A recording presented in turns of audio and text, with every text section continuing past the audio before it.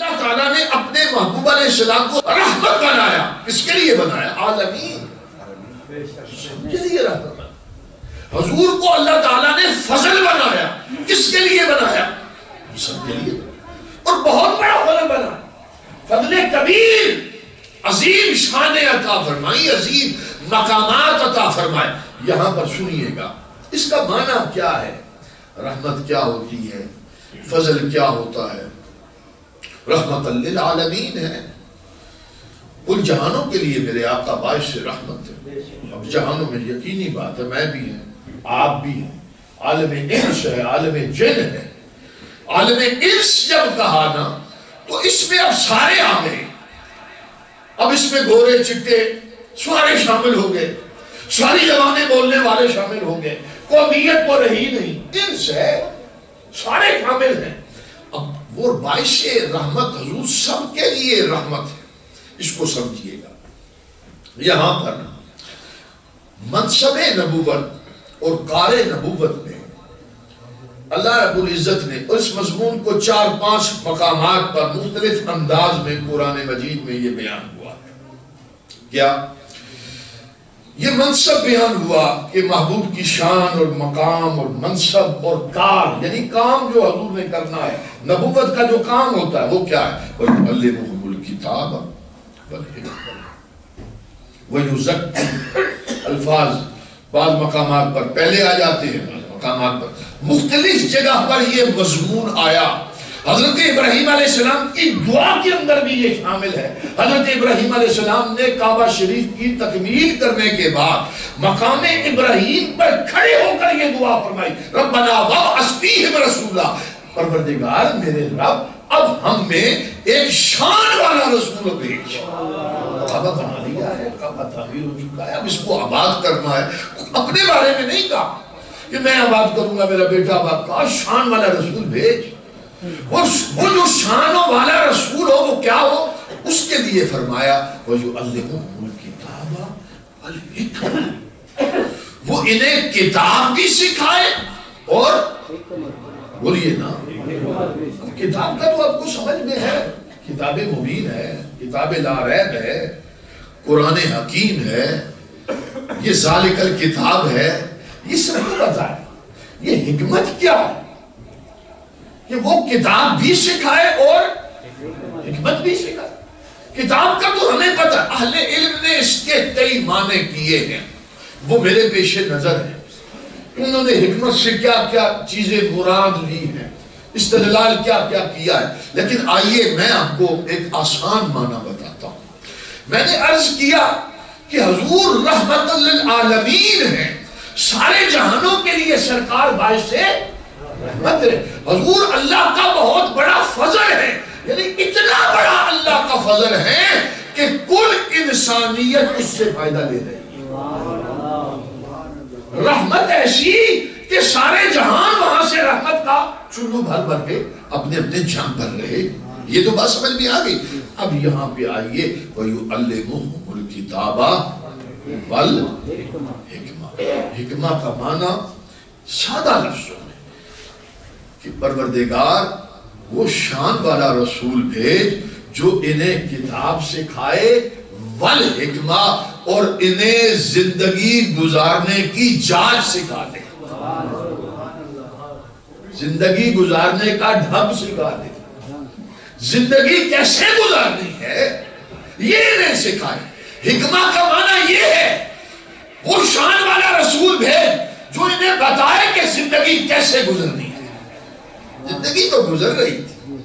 وہ جو صبح ہے آج سے 1496 سال پہلے، 1496 سال پہلے ایک صبح، اس صبح سے پہلے زندگی تھی، انسان تھا، زندگی گزر رہی تھی.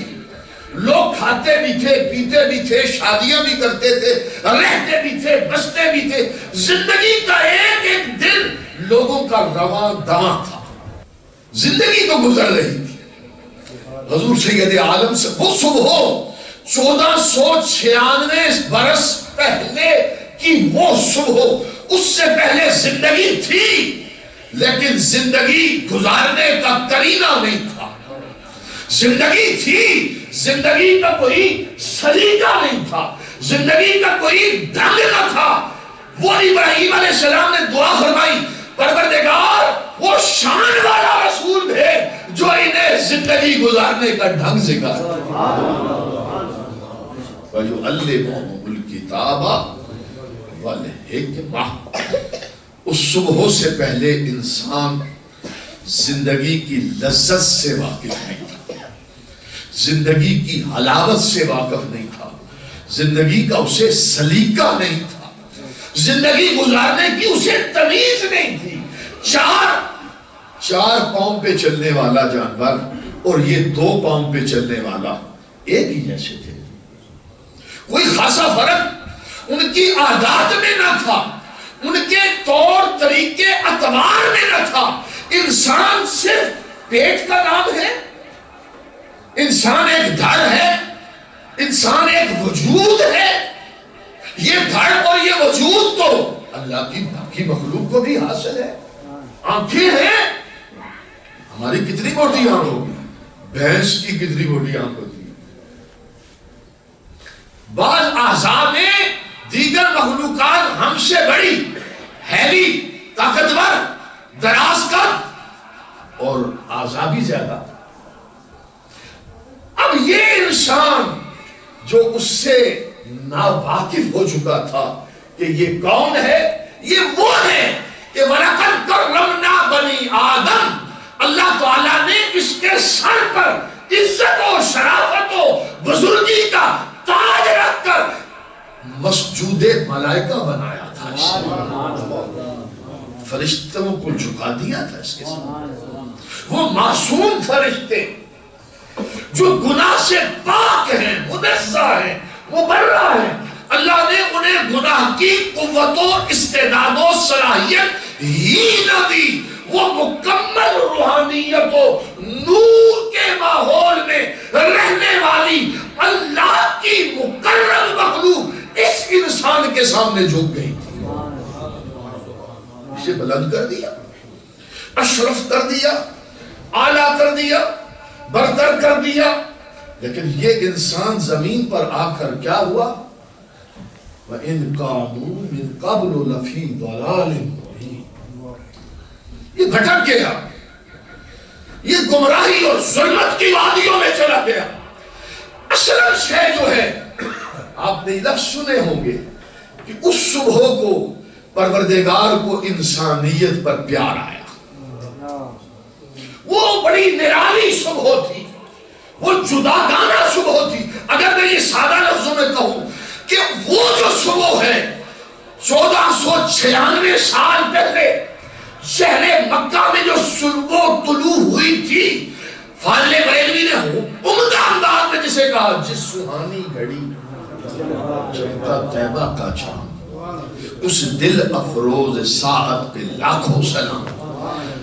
مجھے یہ اپنے انصاف سے بتائیے، بڑے سے بڑا عالم بھی کوئی ہو، کیا اسے رد کر سکتا ہے کہ 1496 سال پہلے والی وہ صبح جو ایسی حسین صبح، ایسی پر نور صبح، ایسی رحمتوں والی صبح نہ زمانے والوں نے پہلے دیکھی، نہ زمانہ بعد میں دیکھ پائے گا۔